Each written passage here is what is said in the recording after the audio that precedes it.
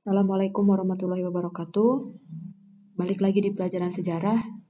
Materi kita kali ini masih membahas mengenai peristiwa-peristiwa penting di Eropa. Salah satunya adalah revolusi industri. Nah, ini yang akan kita bahas ya mengenai revolusi industri. Hari ini kita memasuki era revolusi industri 4.0 ya, di mana hampir semua sendi kehidupan itu terkonversi ke dalam dunia digital. Mau itu komunikasi, ekonomi, dan lain sebagainya, secara nggak sadar kita sedang diarahkan ke dalam dunia digitalisasi. Nah, lalu bagaimana sih pengertian atau gambaran secara umum mengenai revolusi industri? Jadi revolusi industri itu secara nggak langsung merupakan sebuah perubahan secara besar-besaran dalam memproduksi barang yang sebelumnya dikerjakan dengan tangan manusia digantikan dengan mesin-mesin modern. Artinya ada perubahan mekanisme kerja di sini yang tadinya dilakukan dengan cara manual, kemudian digantikan dengan mesin-mesin gitu. Nah, revolusi industri itu sendiri pertama kali terjadi di negara Inggris ya. Inggris sebagai pelopor terjadinya revolusi industri sekitar tahun 1750. Kenapa di Inggris? Ya, beberapa hal yang melatar belakangi terjadinya revolusi industri di Inggris adalah karena Inggris dengan perekonomian dan perekonomiannya di bidang sektor pertanian, ya, itu mereka bisa menciptakan sebuah home industry ya yang bertumpu pada sektor pemanfaatan bulu domba gitu ya yang digunakan sebagai bahan wool. Di samping itu di Inggris pun ya ketika sekitar abad 16-17 ya Inggris merupakan negara yang aman ya. Sebaliknya, negara-negara lain di daratan Eropa itu banyak sekali terjadi konflik ya. Nah, dalam kondisi yang demikian banyak kemudian pengusaha dan tukang-tukang dari pusat-pusat industri berusaha mengungsi dan bahkan mereka itu menetap di Inggris. Sehingga kedatangan mereka itu secara nggak langsung telah membawa angin segar bagi perkembangan ekonomi Inggris. Nah, di sanalah kemudian mereka berhasil mendirikan industri rumahan. Nah, itu salah satu kenapa akhirnya revolusi industri itu berkembang ya dan terjadi di negara Inggris.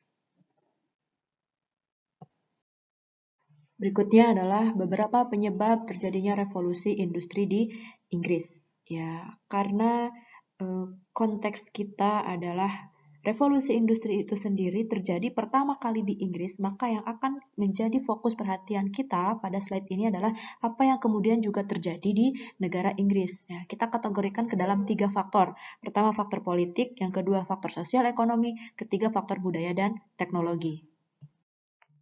Ya, ini faktor politik ya, di mana kita tahu bahwa negara-negara di Eropa itu seringkali terlibat konflik, maupun itu konflik eksternal, berperang dengan negara atau kerajaan-kerajaan lain, maupun konflik internal yang terjadi di dalam tubuh kerajaan itu sendiri. Seperti yang terjadi di Inggris, ya, di Inggris dikenal kemudian dengan Perang Mawar. Ya, namanya unik ya Perang Mawar. Kenapa kemudian dinamakan Perang Mawar? Karena masing-masing kubu yang berperang ya, itu menggunakan mawar sebagai simbol perlawanan mereka atau simbol peperangan mereka.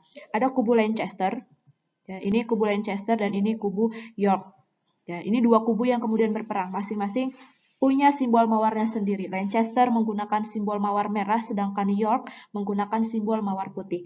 Nah, konflik ini sendiri terjadi karena perebutan tahta di tanah kerajaan Inggris sepeninggal Raja Edward III.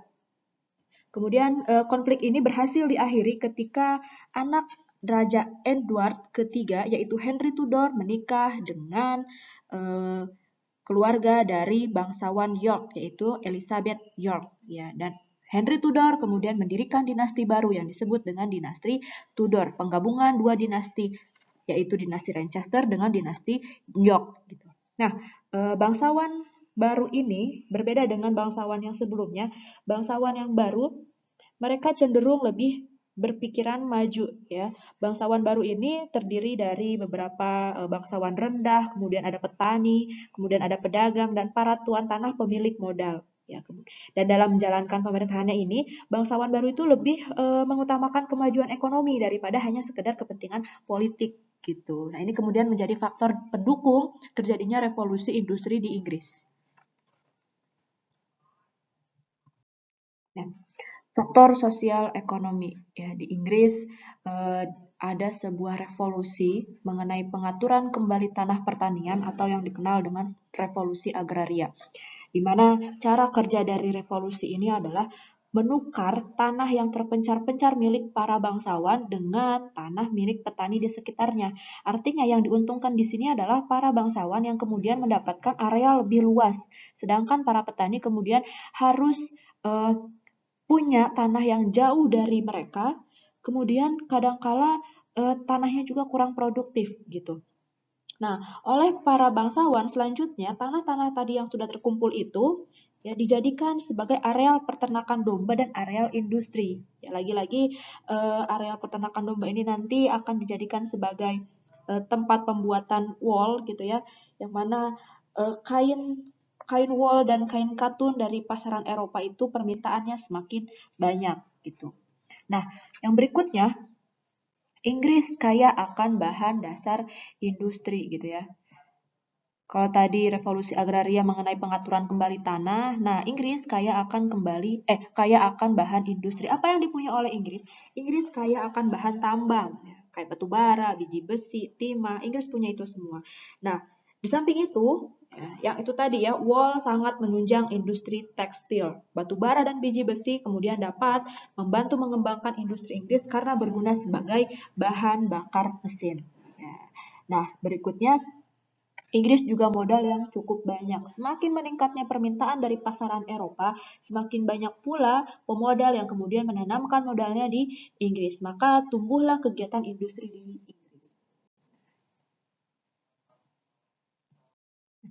Faktor budaya dan teknologi.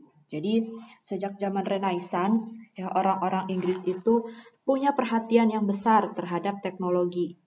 Ya, yang mana mereka berlomba-lomba untuk mengadakan pembaharuan dalam segala hal, yang kemudian berusaha juga untuk meninggalkan sesuatu yang dianggap kuno gitu ya. Nah, perhatian dan minat masyarakat Inggris terhadap ilmu pengetahuan dan teknologi itu tadi ya sangat besar.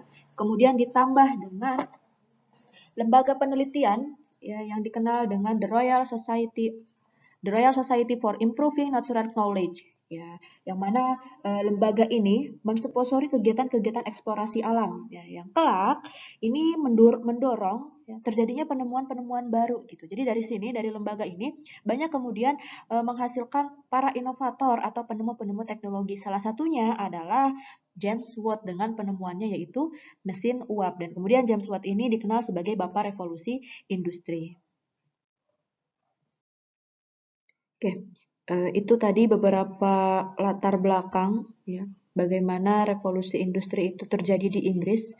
Nah, di sini sekarang kita akan bahas apa sih dampak yang ditimbulkan dari revolusi industri itu sendiri. Kita bagi ke dalam dua sektor ya dampaknya.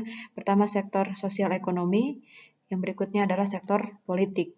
Ya. Nah, di bidang sosial ekonomi ini yang pertama adalah barang melimpah dan harga murah ya tentu saja. Kenapa barangnya melimpah dan harga bisa murah? Karena ada semacam penghematan penghematan tenaga manusia di sini gitu ya yang digantikan kemudian oleh tenaga mesin ya dalam sekali produksi dalam 1 jam misalkan berapa banyak barang yang bisa diproduksi ya dan harganya pun relatif lebih murah dibandingkan dengan menggunakan tenaga manusia. Yang berikutnya, berkembangnya arus urbanisasi. Nah, ini terjadi secara besar-besaran juga mengingat kota-kota industri itu banyak lahir di kota-kota besar ya. Yang kemudian masyarakat dari desa banyak yang berbondong-bondong berpindah tempat menuju ke kota. Yang berikutnya, menurunnya upah buruh. Nah, ini diakibatkan karena yaitu tadi ya kan, tenaga-tenaga manusia digantikan oleh tenaga mesin yang akhirnya upah buruh pun semakin murah gitu. Yang berikutnya, muncul kelas sosial di masyarakat. Ya. Karena ada kaum pemilik modal, maka ada kaum buruh. Ya, jadi ada semacam gap di sini di kelas di masyarakat ya antara pemilik modal, kaum borjuis dengan proletar ya, kaum buruhnya itu sendiri gitu. Nah, nah di bidang politik ya terjadi revolusi sosial. Kenapa revolusi sosial terjadi di Inggris? Ya, kaum buruh banyak yang kemudian ingin berusaha memperbaiki kesejahteraan mereka, ya. Nah, tahun 1820-an terjadi revolusi sosial di Inggris. Ya.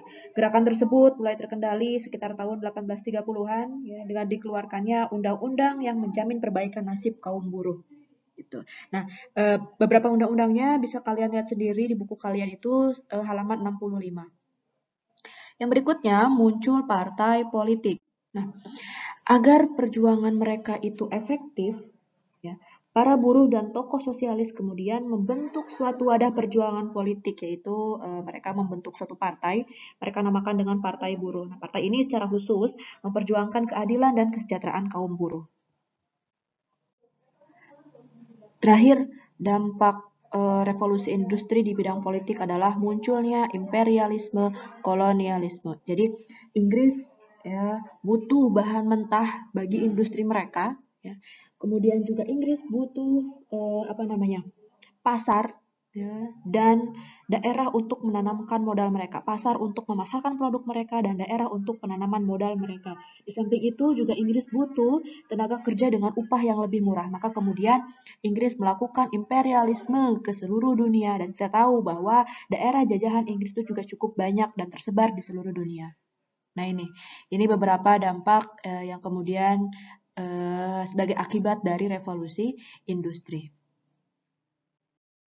Nah, lalu dampaknya revolusi industri bagi Indonesia seperti apa? Yang pertama, Indonesia menjadi daerah pemasaran. Kenapa? Karena kelebihan barang produksi di negara Inggris gitu ya, maka harus segera dipasarkan. Nah, sasarannya adalah dipasarkan di Indonesia. Itu yang pertama. Yang kedua, penghasil bahan baku murah ya, sehingga bangsa Eropa datang kemudian untuk bisa mengeksploitasi sumber daya alam Indonesia. Itu yang kedua. Yang ketiga, sebagai tempat penanaman modal. Ya, nah ini kita bisa tahu dengan hadirnya beberapa pabrik-pabrik di Indonesia, pabrik gula, pabrik kopi dan industri perminyakan gitu. Nah, yang berikutnya Indonesia menjadi daerah jajahan gitu ya. Untuk apa? Untuk keberlangsungan pemenuhan kebutuhan industri di negara induk seperti itu. Nah, ini seputar revolusi industri dari mulai terbentuknya gitu ya, latar belakang mengapa revolusi industri itu terjadi di Inggris sampai kemudian dampak yang dihasilkan untuk secara umum dan kemudian apa sih dampak yang dirasakan oleh bangsa Indonesia sendiri gitu. Oke, mungkin cukup sekian materi kita kali ini. Kurang lebihnya mohon maaf. Wassalamualaikum warahmatullahi wabarakatuh.